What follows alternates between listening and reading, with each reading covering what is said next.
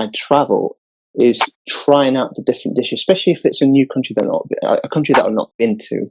Crickets and tarantulas and I can't remember what else I had. There was like snails and there was cockroaches and stuff. Ooh. This was in Cambodia. So, question to you would be: what's the most exotic or most? Ooh, you know what? I think it was tarantula, actually. Oh, was it tarantula? Speaking of, yeah, again, like, I'm kind of down to try anything. So we had tarantula, we had a bunch of crocodile, I tried snake. Oh, okay. Ooh. But yeah, I'm kind of down to try whatever. Yeah. But I'm not a huge fan of spiders. So for me to like, eat a tarantula was kind of like, all right, you're really testing your limits here. So. I tried the spider. I should say the tarantula's leg.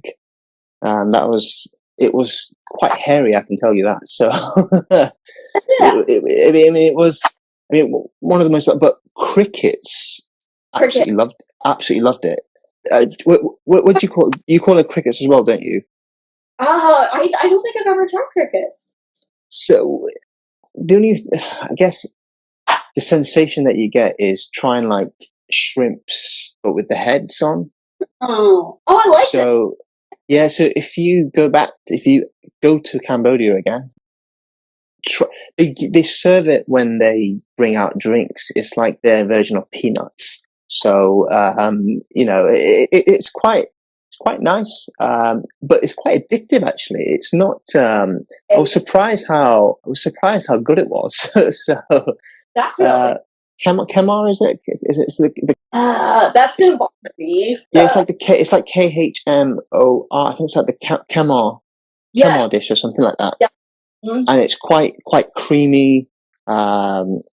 There's a twist to it and stuff, but it's really, really good. I remember the best one I had was when we went to someone's house and they invited us over to their house.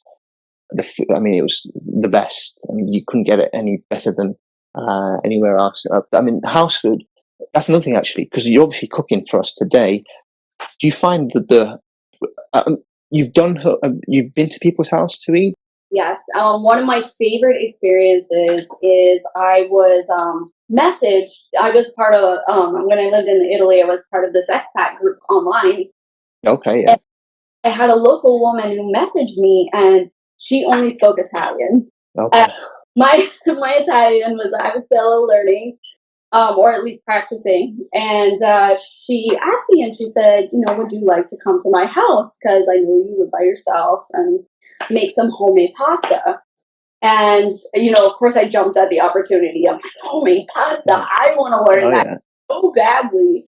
And it was amazing, but it was challenging because, she was asking me questions about my life and my family and and what my favorite foods were. So it really was like a test in my Italian on top of a test in my cooking. So that was good. It was a good challenge for me to like think in a different way and think about food in a different way while I was cooking. So, and I still use her sauce recipe. China was a place where they do fresh noodles and stuff. Xi'an was like my favorite place. So good. The food. It was like, I can't remember how much it cost in dollars. It was something like $1.10 or something. But it was outrageously good. Oh yeah, absolutely. It was just incredible food, and I kept going back and back and back because I just couldn't get enough of it, and for so cheap as well. That was the craziest part to me. I'm like, this is so delicious, and why does it cost so little? I know. Well, it goes to show you how. Like in America or here, how much would they overcharge us in terms of? It's true. It's absolutely true. How much and just the smallest things too. You're like, wow, that's expensive compared to where you would get it in mostly Asian countries. I feel like. Yeah. Don't forget to subscribe to my channel and hit the bell button to never miss an episode, and follow me on all of my social media platforms.